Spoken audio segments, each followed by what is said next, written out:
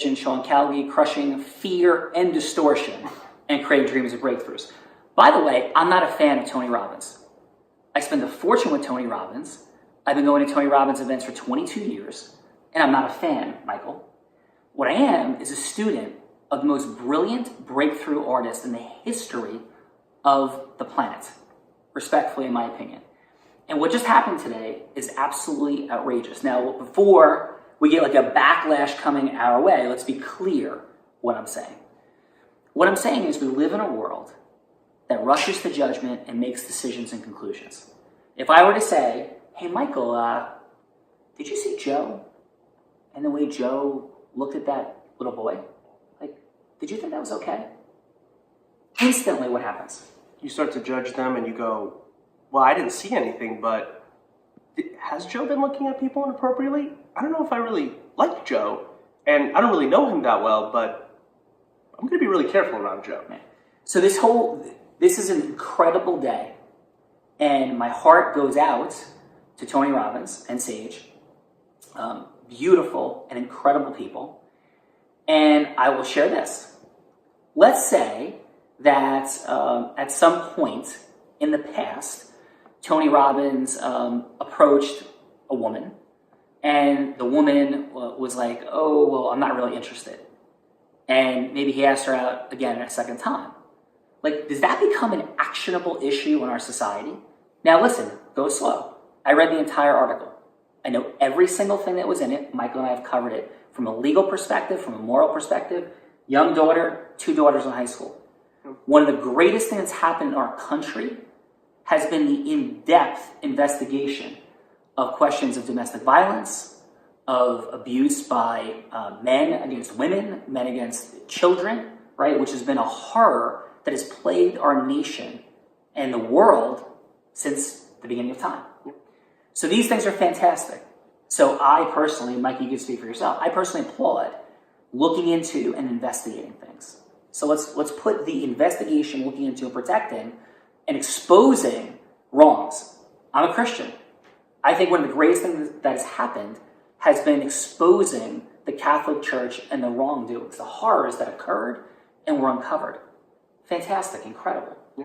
On the flip side, though, we live in a culture and a society where, very frankly, this is integrity-based human influence, right? This is unblinded. This is 2020 vision. This is what we talk about here. Just this past week, somebody said to me, and in fact, Tiffany, I want you to comment because you're on camera, behind the camera.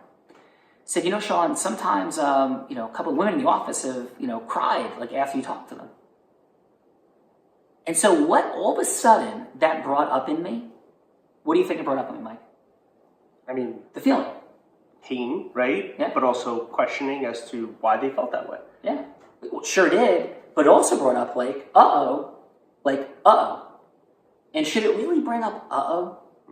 Like, if a human being has a conversation with somebody, like Tiffany, we've had conversations and you've cried, right? Yes. Okay. So, and I'm sorry that you've cried in some of our conversations. Have I been curt to you at times? Yes. Right? Have I been ever cruel or mean to you? Okay. Go ahead. Yes. Okay. And how have I been cruel and mean? Talk. Let's talk. Pause. Have I been cruel and mean to you? Yes. Yeah. I've been cruel and mean to people in my life. I want you to say yes. It's all good, right? And have you ever been cruel and mean to somebody, Mike? Yes. Tiffany, have you ever been cruel and mean to somebody? Yes. Okay. So the notion... But why? Right? Well, why? There might be... Maybe I was in a bad mood. Maybe I was upset. Maybe I was stressed out. I've never experienced that, though. In a lot of different ways, what I've experienced from you is that there's a level that you use shock, right? That you use pattern interrupt to break through patterns that we've created.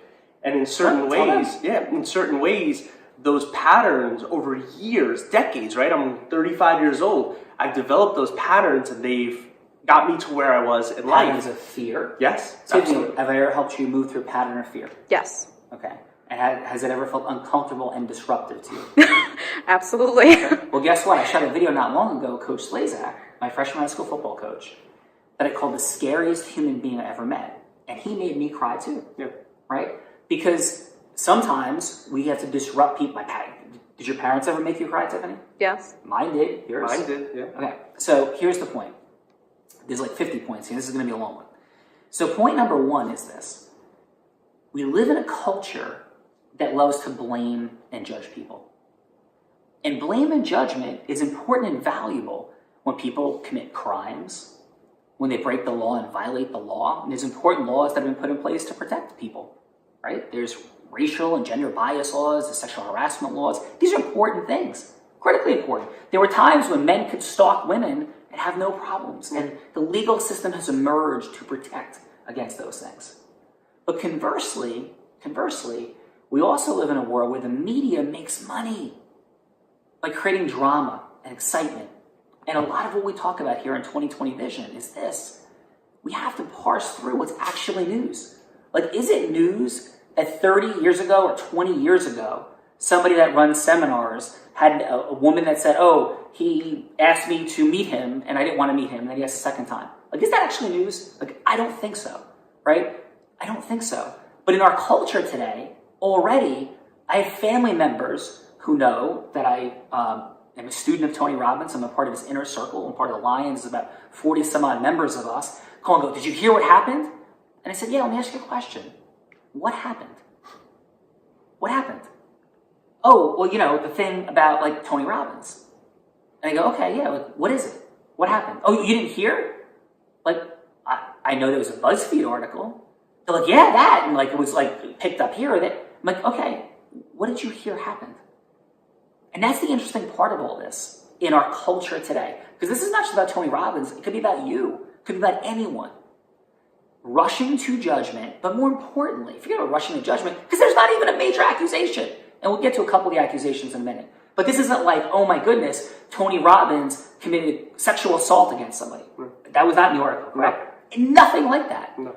But the tenor is to mix. They were quoting people from rape victim associations, which is amazing. And we'll get to the accusation that Tony Robbins speaks cruelly or overly aggressively towards people who've been abused, because we've been at some of those seminars, right? Yes. So we'll talk about that. So Mike, as I'm sharing, what are some things come up for you? You know, seriously, like, you read through this article and I got something, the same thing happened to me. I'm on the telephone and my phone buzzes twice, and I open up my phone and I read a text message and it goes, Tony Robbins not looking so great today. And I'm like, what? Like, what? And then I open up my phone, I type in Tony Robbins news, and then you see BuzzFeed, New York Times, Post. Yeah. It's Tony Robbins berates rape victim. Tony Robbins engages in sexual inappropriate conduct. Yeah, pause. That's the whole thing. Could you imagine if that was you? Right? Could you imagine if that was you? That you're up transforming tens of thousands, hundreds of thousands, millions probably over time. And you go, okay, so I got it. You're like his inner circle person, and you know, no. Let's time out.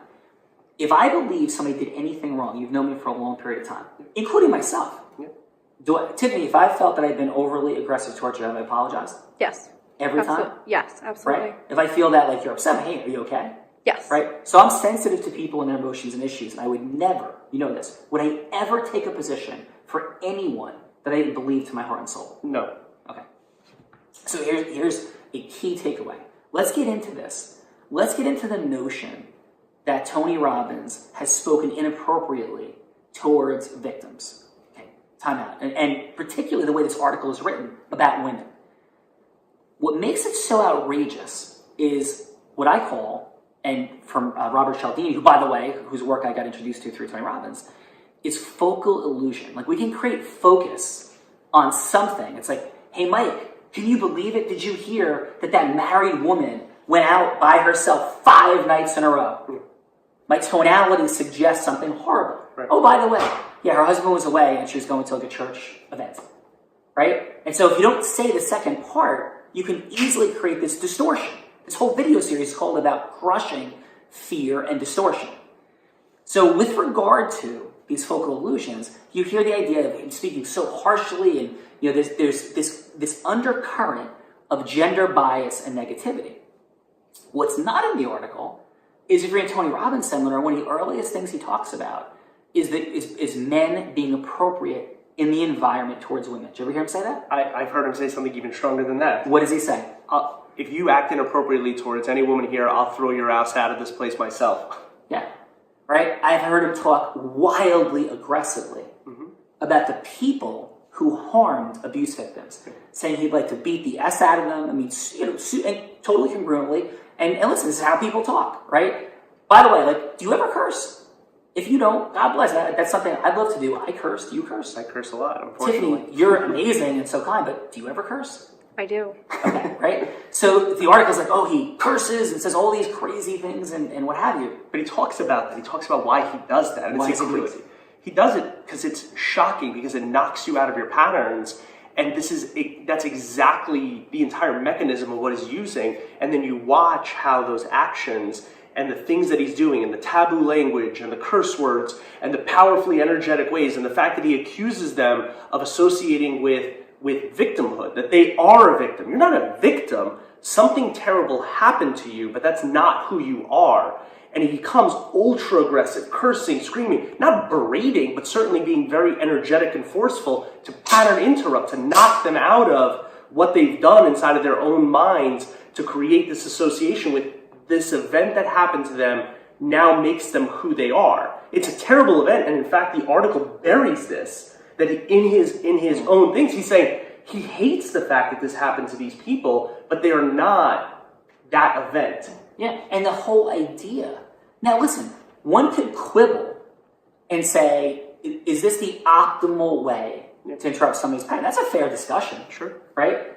But I mean, the results speak for themselves. And some people have tried other things that didn't work, and this does. Right. And because the article also cites the standards of either the psychiatric or psychology standards of America, saying, about dating a patient, suggesting that if Tony Robbins ever dated somebody who was within his own ecosystem of the crowd, that somehow that wouldn't be permitted if he was a psychologist or psychiatrist. I will say this, and we do business with psychologists and psychiatrists, so please hear me loud and clear. And let's not create like associations to a Tom Cruise moment, right? I'm not belittling the world of psychology and psychiatry. At the same time, have you ever had somebody you knew who went to a psychologist or psychiatrist and didn't get helped? I know many. Do you know any? I do. Tiffany, do you know any? Yes. I know lots. And so, for the most part, in many situations, folks can go to counseling for an incredibly long period of time and often not get helped.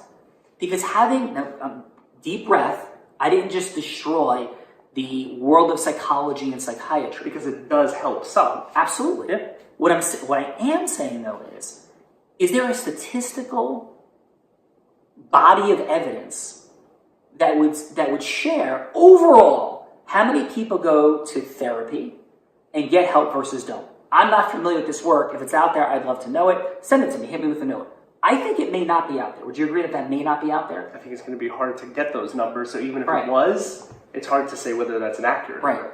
And so here's my point.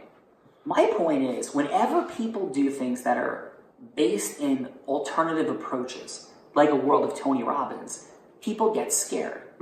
People love to hold on to their own reasoning for why their life is the way it is. It's an external circumstance, or it's something just inside of me. It's just who I am. There's nothing that can be done about it.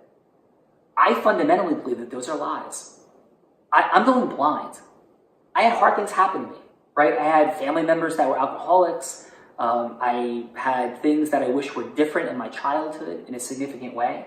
And I've had people that I've known who faced horribly worse things than that. Going blind's pretty bad though, right? And I know a lot of folks that have become alcoholics because of going blind and had all sorts of self-pity that's happened and occurred for them. And I don't judge them or blame them, right? So there's no judge or blame. And I've had so many people tell me that going to seminars like Tony Robbins and the work, the things I've learned from him and others in the world of personal development is fraudulent, is ridiculous, is completely crazy. Well, I'll tell you this. It's taken this guy who's now legally blind and transformed my life and my ability to help people. Dude, give me 20 seconds on my ability to create transformation versus anybody you've ever met. So, I mean, from my own personal experience, I fancy myself to be somebody who was very ambitious, very strong, and can achieve results. when I joined up with Sean, he taught me things and techniques that allowed me to break through like my own barriers, my own fear, which really prevented me from growing as quickly as I wanted to the point where I now shatter them and I'm able to operate in any zone that I want to. And I'm also able to then give that to other people. And I've never seen anybody who can do it as quickly as Sean, except for Tony. He was the only other person I've ever seen. And I, like Sean, am not a fan, but have actually become a student from watching his work as well. Besides Tony, I've never seen anybody else do it besides you like that. And so I learned it from him. That's my whole point. And before I ever met the work of Tony Robbins, I had the privilege of coaches like Coach Slazak, Coach Ennis, Coach Woods, Coach McMahon, who, by the way, didn't even like me, I think, Coach McMahon. And they were unbelievably direct, hyper-aggressive with the things that they did with all of us. Sometimes they were physically, they tackled us, hit us, I'm not saying punch us in the face, but they did things that today they would have been called lunatics. And these are people I can cry talking about in 5 minutes because the transformations that they created in my life or co-created in my life. So at the outset with this whole discussion, it is contextualizing what this is. And for folks that have never been through anything like this, it's very easy to go, walking on fire, he curses at people, he yells at people. And if you haven't played high school sports or you haven't done that, you may have no idea about what's going on. And I'm super curious right now. I'm like, Tiffany, would you mind going on camera for a minute? Or sure. No? Could you grab the camera and put on Tiffany? All right. Do you want to jump in for 1 minute, Tiff? Sure. Okay. So I'm super, we've had no prep for this, right? I did not. How do you feel about all this, honestly? I think it's disgusting. I don't think people... Did I tell you to say that? No. Have we had any conversation about this? No. Okay. And are you a straight shooter? You're not going to say what I want you to hear. Is that true? That is true. Do you confront me a lot and disagree with me? Yes. And you can assess her credibility at that, right? So why do you think this is this guy? Tell him. No, I don't think. So you're a young true. woman, right? If I could ask, would you mind sharing your age, or that you don't have to? I'm 23. Okay. So a young woman, professionally graduated college early, did an incredible job, right? Yes. And what do you do for Callagy? I am Callagy's marketing director. I work with Sean very closely, and I have been at Tony Robbins events, and I think he's amazing. He's a breakthrough artist. He's an absolute genius, and there's no way he discriminates against women. No way. He helps people, all the time. He helps people go through such hard times in their lives, and that lady even posted a video, even saying that all these allegations are wrong. Yeah. So I don't even understand why this is a thing right now. I really don't. Yeah. And let's get into for a second. And I'm interested in your candid perspective. Let's talk about a super hot potato that most people probably be afraid to go touch, the Me Too movement. Okay? So number one, I have not studied the Me Too movement. So I would not profess to understand.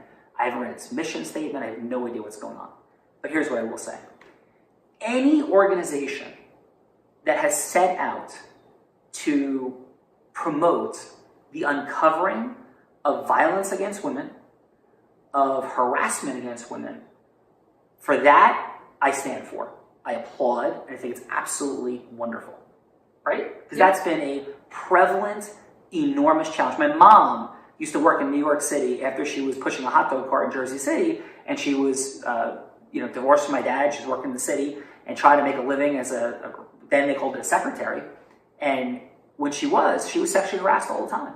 She would tell me the stories. It makes me sick and angry and crazed. Things happen to other unnamed family members of mine, including abuse, violence at the hands of men, horrible, awful things. So I applaud all that investigative work. But at the same time, to live in a culture, and I'm not saying this is what Me Too does at all, but to the extent that in the name of a movement of appropriate investigation and appropriately pursuing allegations, that could be used to harm and damage and even destroy careers. That is a challenge. What are your thoughts? I think there's a lot of politics that get involved in the Me Too movement. I have empathy for anybody who's gone through that, but I feel like it's very drawn up, and I feel like it's very... I feel like a lot of it is an integrity field. It's used as a purpose. It's not... the mission's great, but there's definitely some things that really shouldn't be going on associated with the Me Too movement. Yeah. And by the way, I'm not sure. I can't agree or disagree. I do know, though, that if people start using any slogan right, as something that galvanizes energy quickly and easily to like judgment, that's a challenge. And whether that be, and by the way, this is where it gets, watch this, because you have to have the courage to say certain things. So, like the Nazis, and I didn't just compare the Me Too movement to Nazis, so let's be clear. Come at me with that, I love it. You'll do me a big favor, you'll make me famous quickly. So please do. What I am saying is that the galvanizing of anything, whether it's the American flag, the Nazi symbol, the Me Too movement, a professional sports team, a high school emblem, anything that galvanizes groupthink around any like cause or issue has the potential to become extremely dangerous. Does that make sense, Michael? You can talk from behind the camera. Yeah, absolutely. All right. So, Tiff, thought? Agree? And it only takes one person. It takes one person to believe one person, and that's it. Yeah. And then you could absolutely destroy life.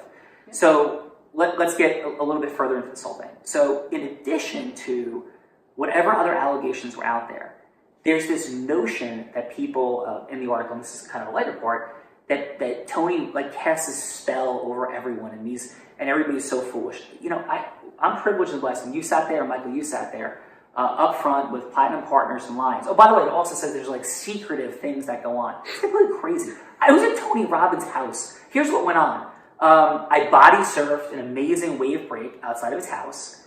You had the option at that time to like do yoga or not. I chose not to do yoga and chose to go body surfing. Nothing was controlled. You had choices for different events inside of his home that you could participate in or not. They were all wildly family-friendly, completely benign. Nothing strange happened in any way, shape, or form. You could eat like some barbecue food. You could hang out over here. You could eat vegans. You could do whatever you wanted. Like, it was amazing. There's no social pressure to participate in anything, to do anything. And by the way, I advocate strongly for my children against fraternities and sororities for exactly that reason. My son is a freshman in college, and I didn't make him not do it. I was so thankful, though, and I talked to him about not joining a fraternity for exactly that, groupthink. Tony Robbins is not groupthink. It's outrageous to say so. There's people with so many diverse reasons for being there, from people wanting to meet single people, for people wanting to build and grow their business. I fall into that camp. For people wanting to feel like they're on a vacation and meet new friends that have the ability to travel around the world and do what have you. All different sorts of reasons. But this veil, I'm offended by it for what Buzzfeed did, by the idea that you're taking something that's so utterly incredible that I spend a fortune to do, and a bunch of people spend a fortune to do, and the value has returned for me 100-fold in my involvement. Would you agree with that, Tiffany? Like, you've been around for 15 months, and how much value have you seen come our way, Callagy Law way, just me in general, from what I've learned from Tony Robbins and the amazing people in that ecosystem? I think it's absolutely exponential. I mean, you've grown as definitely a person, as a leader, and like the whole firm's grown, and the value on it is, I can't even say, like it's. And I will say this, I face similar, so can we switch again? Is that cool? Anything else you want to share with anybody out there? No, wait, I touched it wrong, I'm sorry. Did I do something wrong? Like, did I do something wrong? And by the way, that's not minimizing when people do something wrong. I went to Columbia University as an undergrad, and I learned what I think today is insanity. I learned you should never touch anyone, hug anyone, shake anyone's hand, and that's where I was for about the first 15, 17 years of my career. It was inappropriate, it was wrong, and I think that's nuts, right? Like, do I give you a hug at times? Yeah. Have you ever felt uncomfortable or weird that I've done anything inappropriate? No. Do I hug men? And by the way, for a while, I was just hugging men. Because I was like concerned, like, oh my God, like what if whatever, like, but you can like sense propriety and impropriety. And we live in a world and culture today that could so easily try to revise what's right and wrong. But at the same time, like, how much more connected, Michael, do you feel when I give you a hug? Tremendously. I just feel like loved, right? And cared about. Cool. Yeah. Thank you. So I want to hit this for a second. Thank you. So quick. So you were an anti-hugger.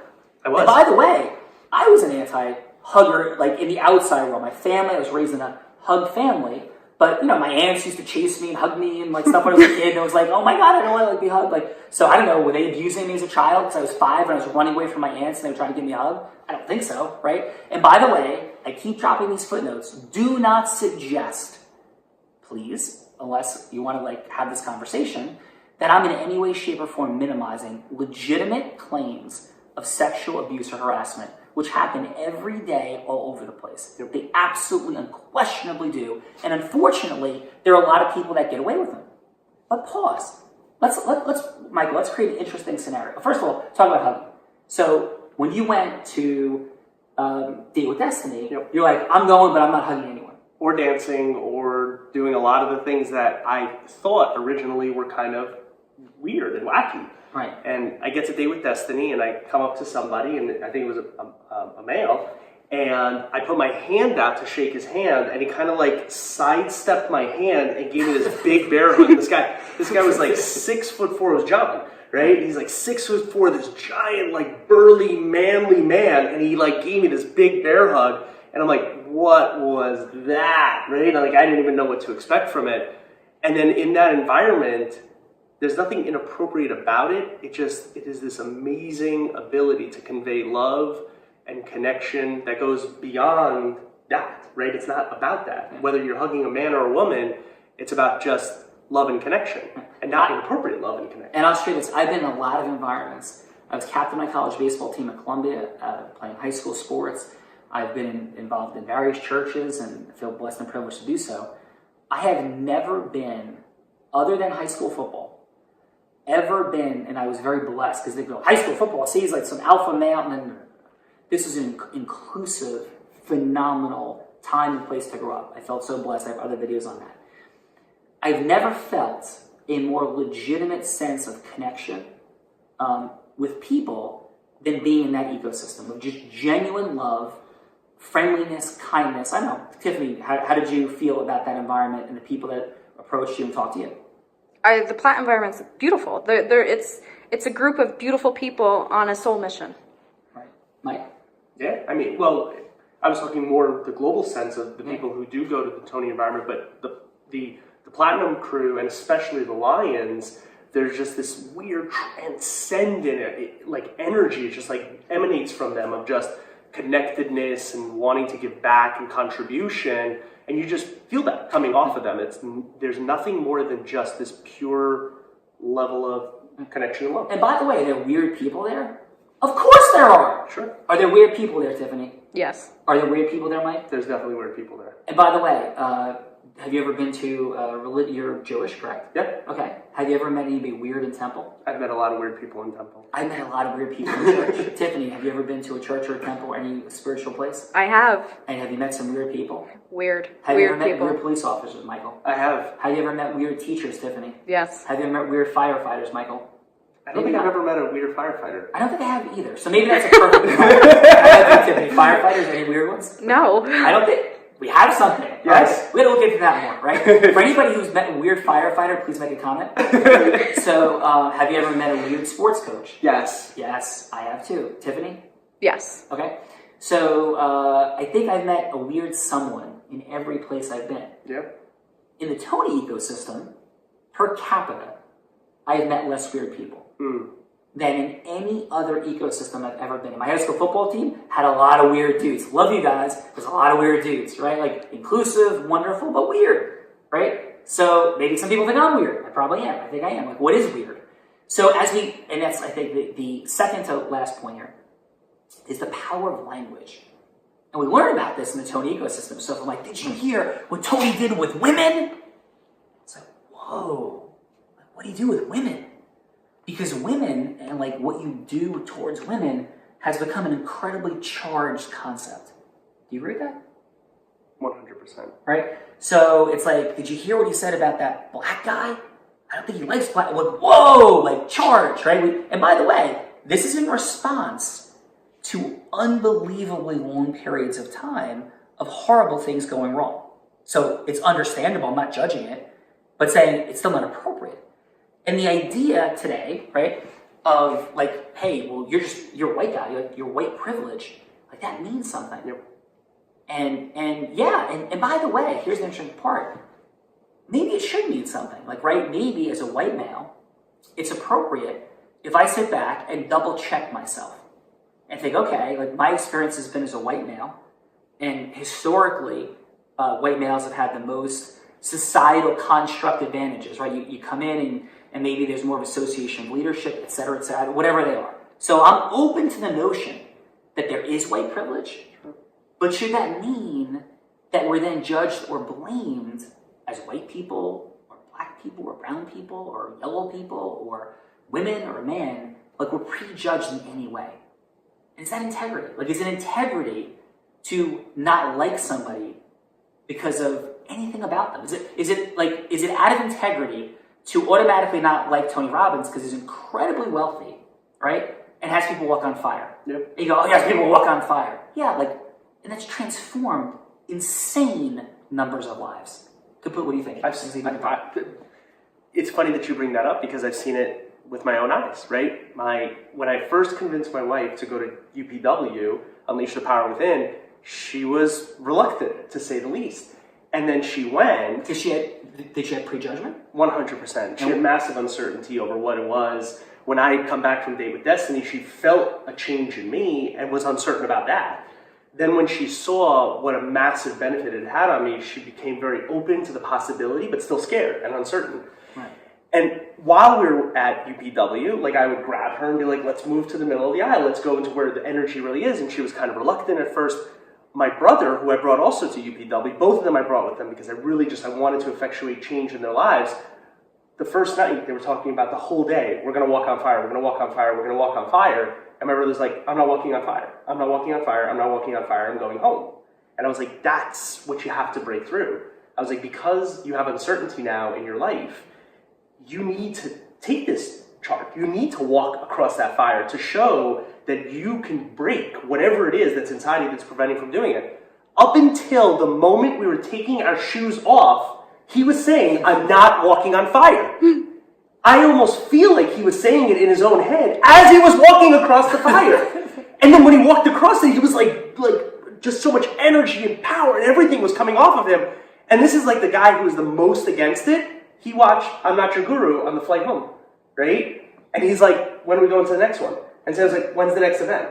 Right, my wife, when's the next event? Both of them. Both people who came to it with great uncertainty sat there and went, oh my God.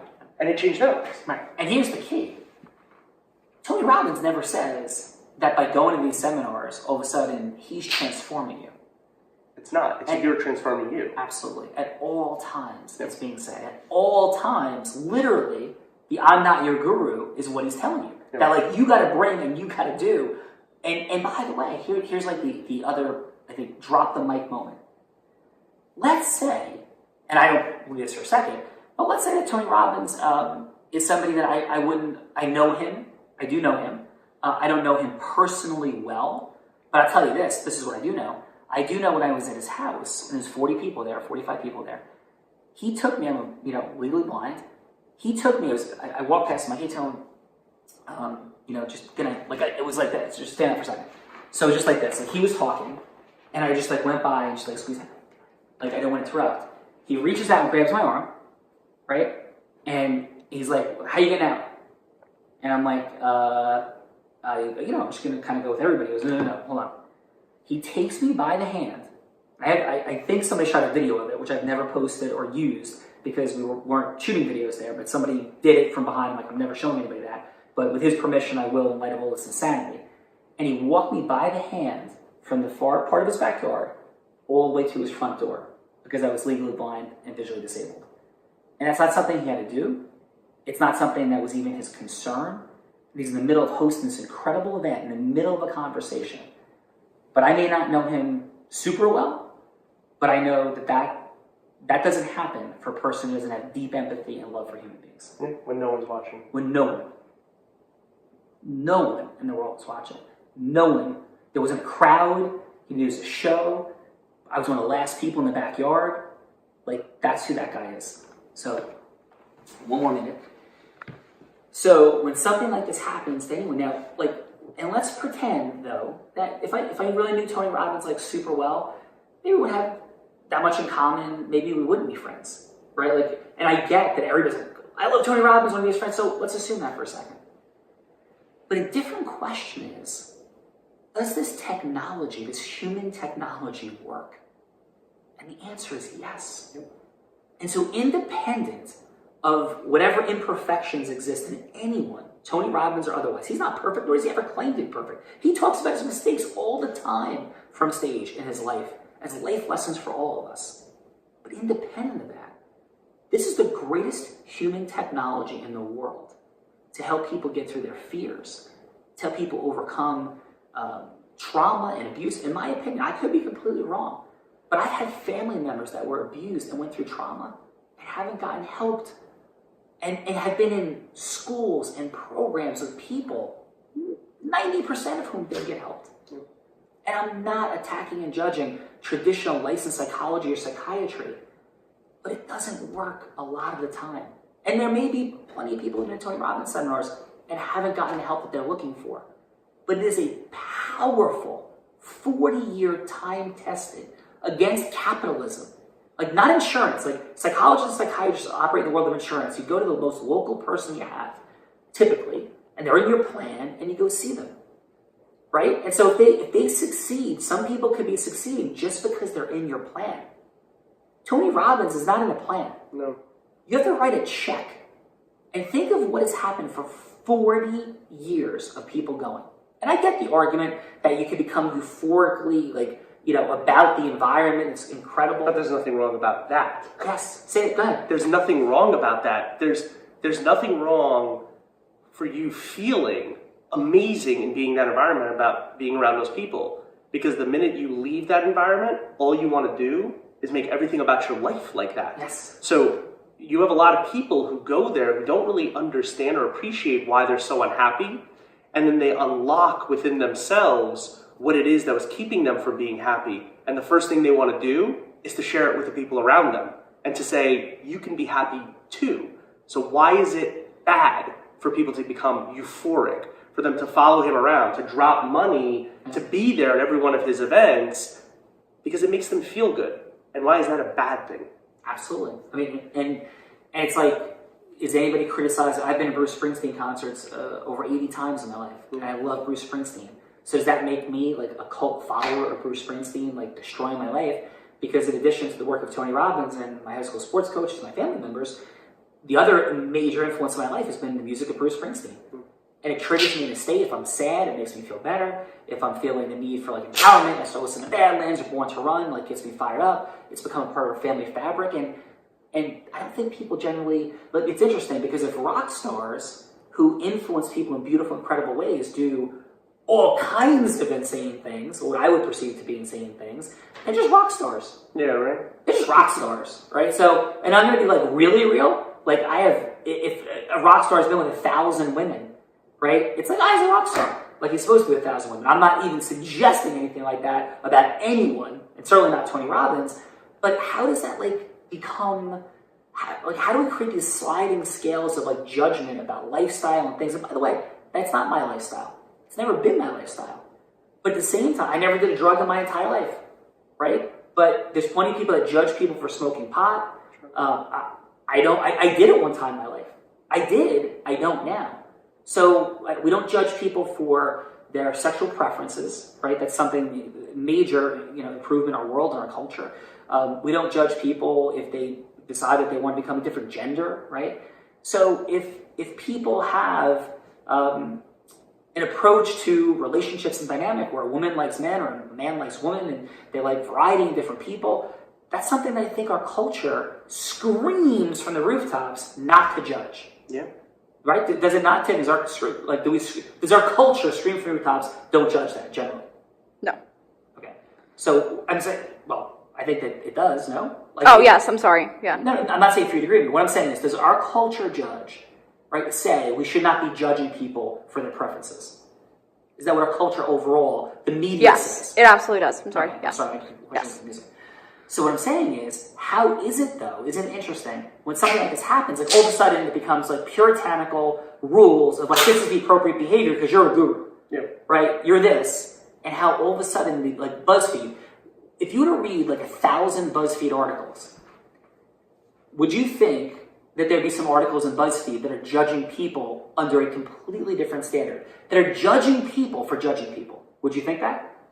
I'd be curious to see what Buzzfeed says about Donald Trump, for example, and his judgment of people, right? I don't know specifically there's an article, but I'm going to hallucinate that a lot of gossip columns and other material like that judges human beings for judging other human beings. You with me, Mike? Yeah, of course. Okay. So all of a sudden, though, it becomes okay under certain parameters to have judgment come on behalf of something like Buzzfeed over the life and existence of 40 years of work of Tony Robbins. Yeah. With no mention of any of his charitable work, no mention of the fact that he has fed how many people? Millions of people, right? There's not a discussion about charity, not a discussion about his foundation, not a discussion about anything. Right, because those things have quick influencing tools. Like, oh, I donate to charity, so BuzzFeed doesn't want that, so it doesn't mention that. And he's freed women from sexual slavery. Boom, Tiffany. Right? At multiple events, yeah. He collects money at all his events for charities, and that's been like a frequent one. Yeah, so it mentions nothing about that. It mentions nothing about his warnings to men to be completely respectful and appropriate towards women. It mentions nothing of him saying he'd like to kill, I think is even words he's used, or at least beat the hell out of anybody that's ever physically violent or harmful towards a woman. Have you heard him say that? I have. I have as well. So this is what distortion is all about.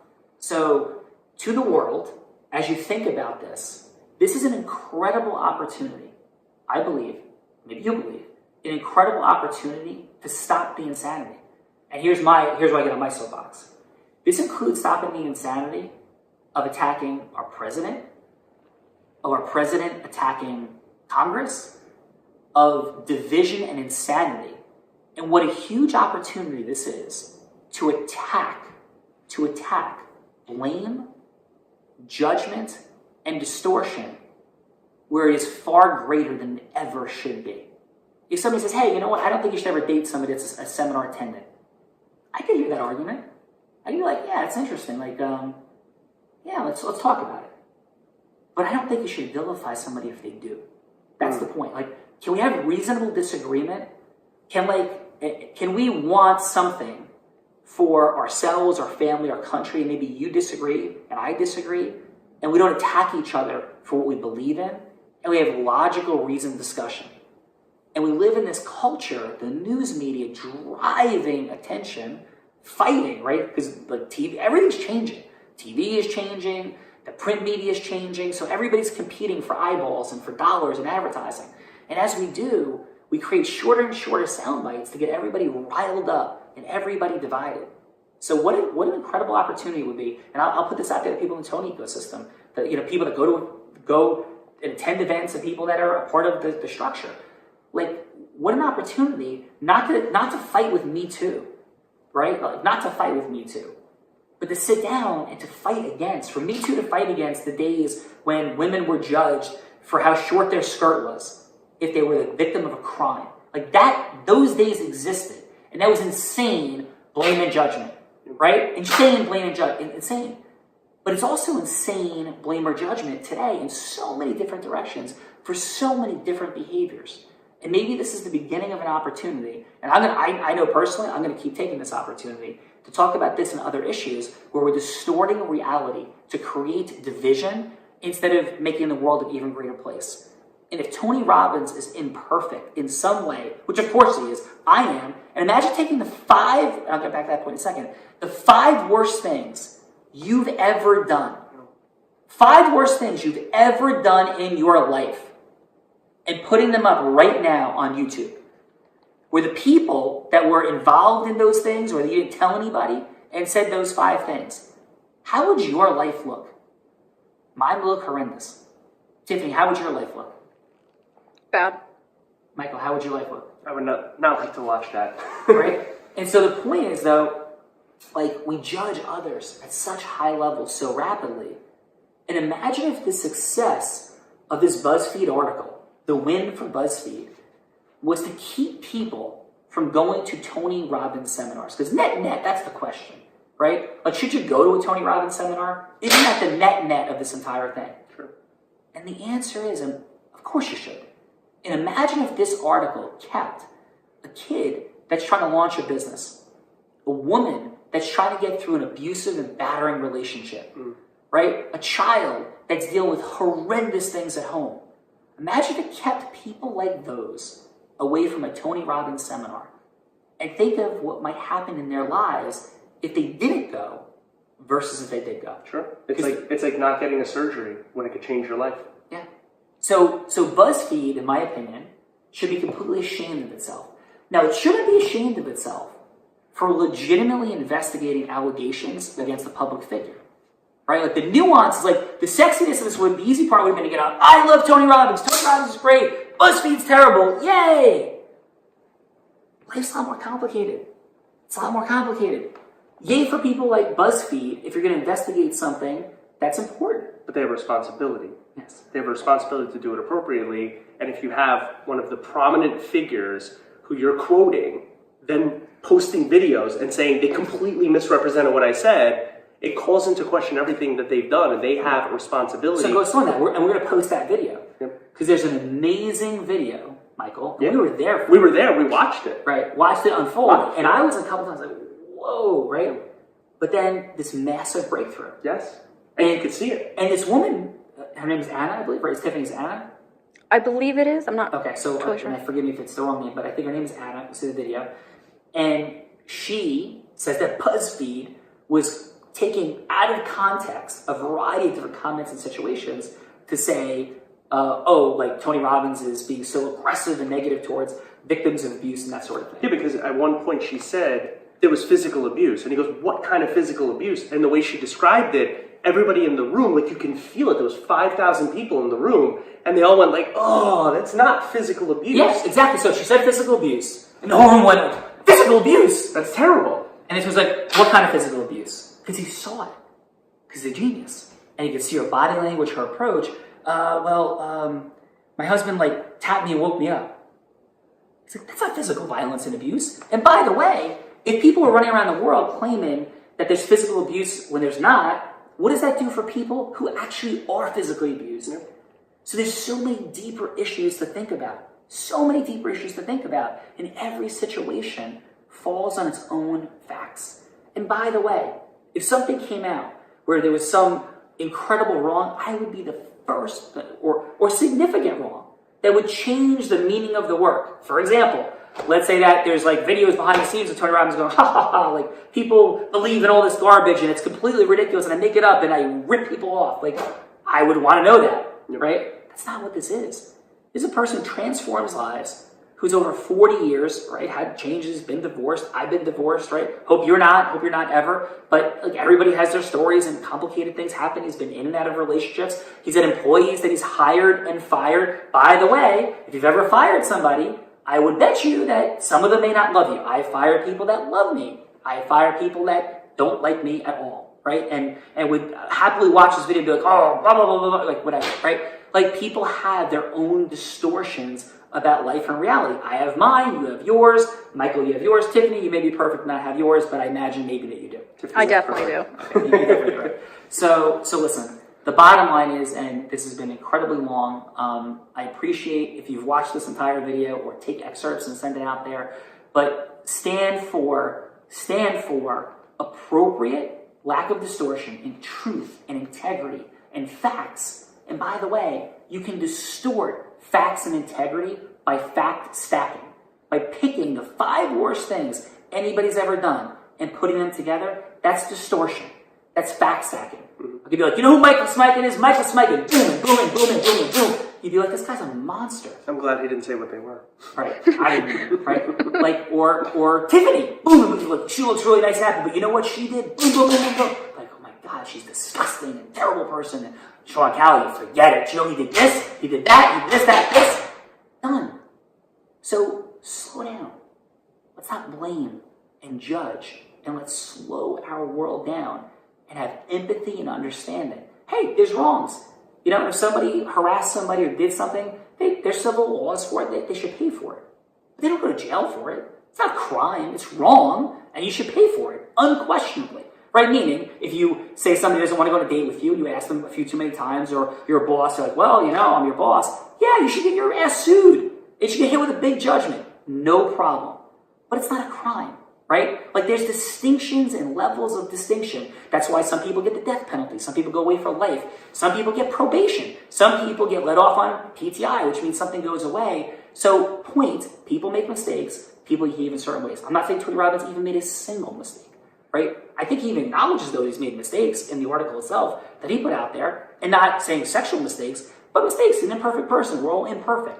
The question is, what is the appropriate remedy in any given situation? And nothing that Buzzfeed even alleges, not a single thing, one, is a crime, or two, is even potentially 99% of what I read would not even be remotely legally actionable. It's totally insane. Maybe there's one thing in there that I read that might be legally actionable. One. And it would be low level, completely low level legally actionable if it was 100% true, and Tony Robbins says it's not true. Any final thoughts? I mean, at the end of the day, you have to look at truth, because there is an objective truth. There is something that actually happened. But what happens with an objective truth is that it gets distorted.